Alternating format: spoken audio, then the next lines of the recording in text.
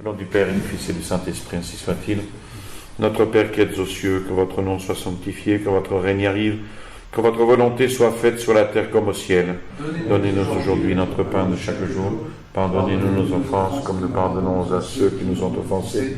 Et ne nous laissez pas succomber à la tentation, mais délivrez-nous du mal, ainsi soit-il. Saint Pédis, au nom du Père et du Fils et du Saint-Esprit, ainsi soit-il. Au nom du Père et du Fils et du Saint-Esprit, ainsi soit-il. Mes bien chers frères, chaque année, l'œuvre Saint Vincent de Paul sollicite votre générosité pour ces activités qui sont implantées rue de Lodi. Banque alimentaire, distribution de vêtements, visite des malades ou personnes âgées par le cercle Jeanne Jugan, toute œuvre de charité par excellence. Alors, notre vraie richesse, qui nous rend pauvres, selon notre Seigneur Jésus-Christ, c'est d'avoir trouvé et d'avoir placé notre trésor dans l'amour de Dieu pour nous. C'est cela qui rectifie alors facilement notre cœur vis-à-vis des biens de la terre. Et c'est cela qui l'en détache pour comprendre enfin que notre force est d'être entre les mains de Dieu, de nous appuyer réellement sur lui et d'attendre tout de lui, que ce soit le pain quotidien, mais aussi la grâce quotidienne, le pardon quotidien. Et quand on a compris cela, on a compris ce qu'est la pauvreté, selon notre Seigneur Jésus-Christ. Mais si l'on va un peu plus loin, on voit clairement que notre Seigneur lie la pauvreté à la charité fraternelle. S'il demande à son disciple d'être pauvre, c'est qu'il y a des pauvres à aimer, à secourir, ce à quoi s'est toujours engagé l'œuvre Saint Vincent de Paul.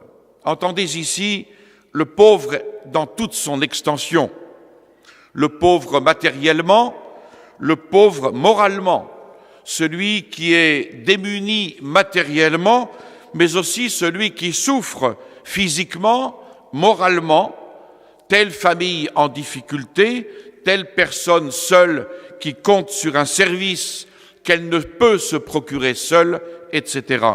L'aveugle ou quasi-aveugle qui cherche quelqu'un pour lui faire la lecture, l'handicapé, le vieillard qui n'a pas de famille, etc.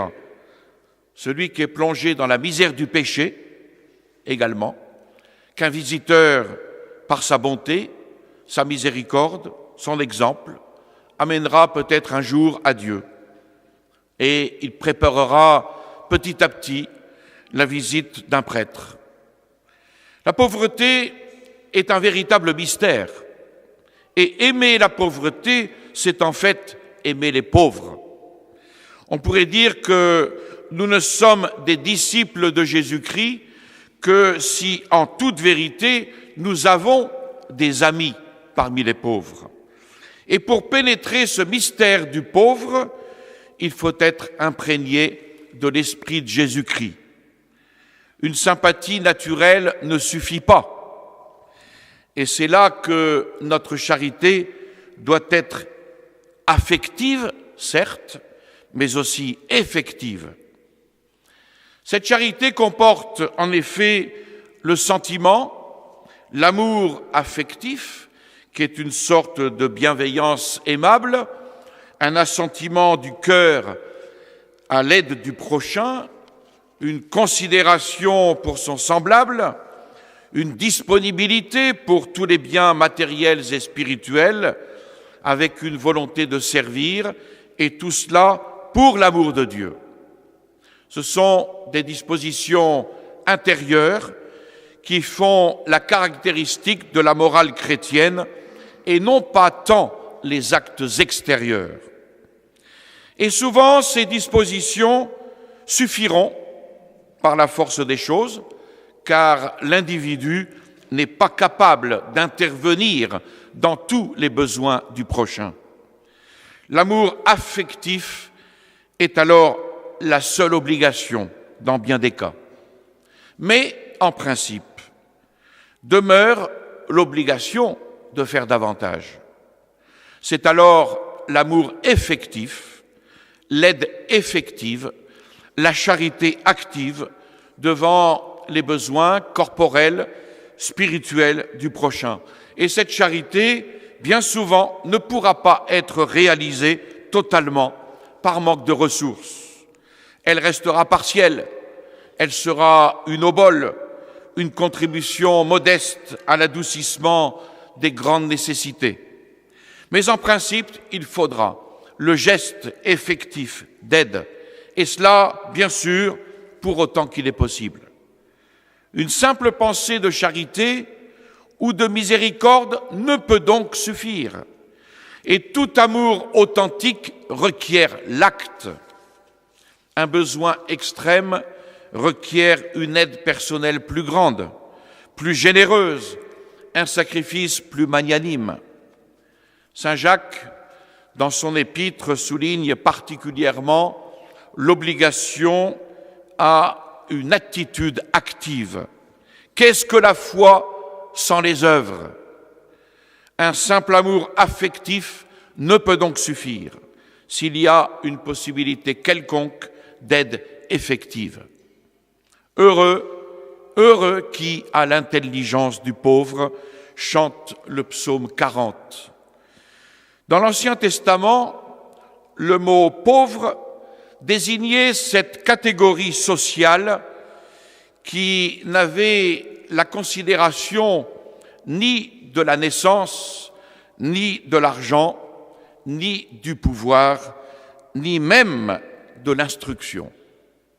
Ce qui les rendait plus ou moins misérables, tenus pour rien, souvent même en proie à l'injustice de maîtres durs ou de créanciers rapaces, chose à laquelle, hélas, on revient dans le système de l'usure.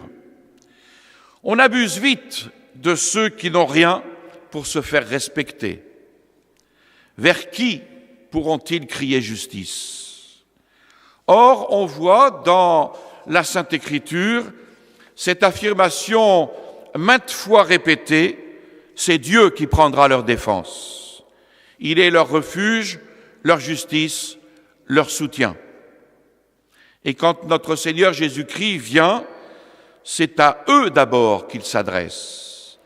À eux, c'est-à-dire aux petits, ceux qui ne peuvent pas beaucoup se défendre dans une société qui les tient pour rien ou qui les écrase de taxes.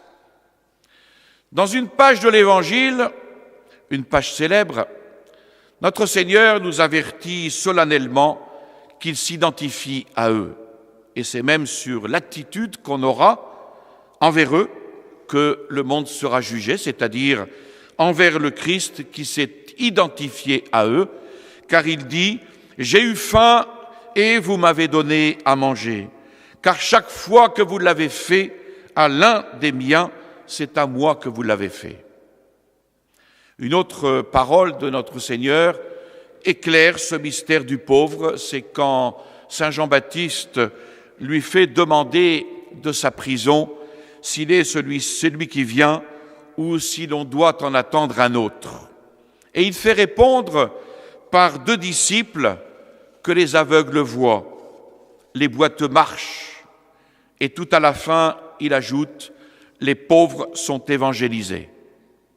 Ainsi, le Messie inaugure-t-il son avènement avec l'évangélisation des pauvres, c'est-à-dire la réception de la bonne nouvelle qu'ils sont aimés par le Père qui est aux cieux et qui leur a donné spécialement à eux le Messie qui est son Fils.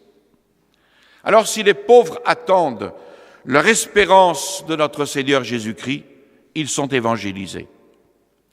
Et pour avoir cette intelligence du pauvre, il faut que nous pénètre petit à petit, peu à peu, l'esprit de notre Seigneur Jésus-Christ, fruit de la grâce, fruit de la fréquentation assidue de notre Seigneur Jésus-Christ. Autrement, il y a le risque de rester indifférent au mystère du pauvre. Or, nous serons jugés. Nous serons jugés, pas uniquement, mais en partie, sur l'attitude que nous avons eue vis-à-vis d'eux. Et là, notre Seigneur pourra nous dire, c'est à moi que vous ne l'avez pas fait. Bien sûr, et il faut le préciser, c'est important, dans la pratique, ce discernement du pauvre est aujourd'hui bien difficile. Il est bien difficile à faire, surtout aujourd'hui. Il faut, bien sûr, la vertu de prudence, la vertu de discernement, car parmi ceux qu'on croit pauvres, il y a les quémandeurs, il y a les fainéants, il y a les profiteurs, il y a ceux même que la misère a rendus menteurs, voleurs et méchants. Il y a aussi la foule de tous ceux pour qui nous ne pouvons rien faire, ou presque rien. Et c'est là qu'il faut élargir peut-être cette notion du pauvre. N'y a-t-il pas de ces petits qui ont besoin de nous et qui se trouvent sur notre chemin, dont on se détourne pour les éviter, comme cet homme tombé entre les mains des brigands, abandonné sur la route et qu'évitent le prêtre et le lévite. Le Samaritain s'arrête et ce fut le Christ qu'il chargea sur sa monture. Alors que Dieu nous donne l'intelligence du pauvre qui est sur notre route et qui peut-être est pauvre surtout de notre attention et de notre charité. Il faudra alors lui ouvrir notre cœur et il ne s'agit pas nécessairement d'un mouvement de notre sensibilité qui n'est pas en notre pouvoir ou qui est même peut-être faible. Il s'agit d'un vrai mouvement de charité, non feinte, dit saint Paul, c'est-à-dire véritable intérêt, une attention profonde et authentique par amour de Dieu. Prenez un exemple, une formule tirée de l'Évangile. Ne te détourne pas de qui veut t'emprunter. Alors, excluons les malhonnêtes, excluons les profiteurs, mais si nous prenons cette parole comme une règle pratique, nous serons frappés de toute la lumière qu'elle nous apporte. Celui qui veut nous emprunter, c'est notre frère que Dieu met sur notre chemin. Et que veut-il nous emprunter? Pas toujours de l'argent, mais plus souvent peut-être de notre temps, et toujours en tout cas de notre attention et un peu de notre charité. Et qui peut se flatter de ne pas se détourner de tels emprunteurs? Certes, il faut encore une fois ici du discernement. Il faudra par exemple savoir fermer sa porte au nom d'une meilleure charité, mais cette parole de l'Évangile demeure vraie. Accueillir ce pauvre, ce malheureux, ce malade, suffit-il? Il faut effectivement l'aider, et même le faire avec tant de noblesse et de vérité qu'il ne sente pas parfois l'humiliation d'avoir à recevoir et de dépendre des autres. Il faut l'aider réellement, et c'est à cela aussi que s'emploient les membres de l'œuvre Saint-Vincent de Paul. En disciples de Jésus-Christ, ils ne craignent pas d'être là où cette aide est vitale. Aider, oui, mais aider en baignant ce service de la douceur vraie de la charité. Enfin, il y a une manière de partager la vie des pauvres, des miséreux, non pas à obliger tout le monde à vivre comme eux, car Dieu ne nous le demande peut-être pas, mais en priant pour eux, en les aidant par notre prière à crier vers Dieu avec confiance, mais aussi en acceptant avec joie les privations que la vie nous apporte ou que nous nous imposerons nous-mêmes. Dans cet esprit, nous saurons alors nous déposséder de quelque chose. De notre superflu tout d'abord. Certes, il est parfois difficile à évaluer. Le nécessaire peut en effet comporter un minimum de prudence, de sécurité pour l'avenir, mais alors là, il faut demander à notre Seigneur Jésus-Christ tout simplement de nous donner sa lumière pour bien savoir pour bien voir ce superflu et nous le faire abandonner au profit de ceux qui en ont vraiment besoin. Il y aura même des cas où ce sera de notre nécessaire lui-même qu'il faudra peut-être donner. Cette loi de charité mutuelle, écrivait saint Pie X dans son encyclique Graves de Communi, cette loi de charité mutuelle, qui est comme le couronnement de la loi de justice, ne nous ordonne pas seulement d'accorder à chacun ce qui lui est dû et de n'entraver l'exercice d'aucun droit. Elle nous demande encore de nous rendre de mutuels services, non de parole ni de bouche, mais en action et en vérité. Assurément, cet empressement à servir les autres doit d'abord se préoccuper du bien éternel des âmes. Cependant, il ne doit en aucune façon négliger ce qui est nécessaire ou ce qui est utile à la vie. Voyez, les enseignements de notre Seigneur Jésus-Christ mettent en honneur deux sortes de charité. L'une qui vise le bien de l'âme et l'autre celui du corps. Et lui-même a accompagné ces enseignements de ses propres exemples. Je suis ému de compassion pour cette foule. Parole tombée de son cœur paternel et volonté d'être secourable. L'éloge de sa miséricordieuse compassion se trouve dans ces mots. Il passa en faisant le bien et en guérissant tous ceux qui étaient sous l'empire du diable. Et cette science de la charité, dit encore saint Pie X, cette science de la charité que le Christ leur avait transmise, les apôtres d'abord la mirent en pratique et s'y appliquèrent avec un zèle religieux. Après eux, ceux qui embrassèrent la foi chrétienne prirent l'initiative de créer une foule d'institutions variées pour le soulagement des misères de toute nature qui affligent l'humanité. Et parmi elles, évidemment plus tard, l'œuvre Saint Vincent de Paul.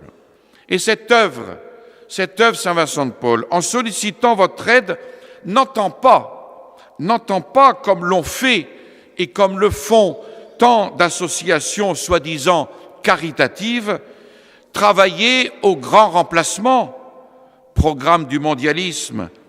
Elle n'entend pas non plus faire le lit de la subversion en manipulant notre esprit par quelques slogans comme le choix des pauvres ou l'option préférentielle pour les pauvres. Mais elle entend mettre la charité en acte. Elle entend mettre la charité en acte auprès des âmes qui, par elle et par votre aide, pourraient s'ouvrir un jour à Dieu et même jusqu'à s'en aller de ce monde avec le bon Dieu. Au XXIe siècle, s'il y a des gens qui sont prompts à pleurer, à s'alarmer du sort des bébés phoques, sachons, nous, élever un petit peu plus le débat, par notre aide, nous alarmer de la souffrance physique et morale de bien des êtres malheureux, de bien des êtres humains malheureux. Alors qu'il me soit permis ici de remercier les membres de l'œuvre Saint Vincent de Paul pour leur dévouement au cours de l'année, et vous tous ici présents, soyez remerciés de suivre ce que notre Seigneur dit en Saint Luc. De ce qui vous reste, faites l'aumône, ainsi soit-il. Au nom du Père et du Fils et du Saint-Esprit, ainsi soit-il. Je vous salue Marie, pleine de grâce, le Seigneur est avec vous. Vous êtes bénie entre toutes les femmes, et Jésus, le fruit de vos entrailles, est béni. Sainte Marie, Mère de Dieu, priez pour nous pauvres pécheurs, maintenant et à l'heure de notre mort, ainsi soit-il. Au nom du Père et du Fils et du Saint-Esprit, ainsi soit-il.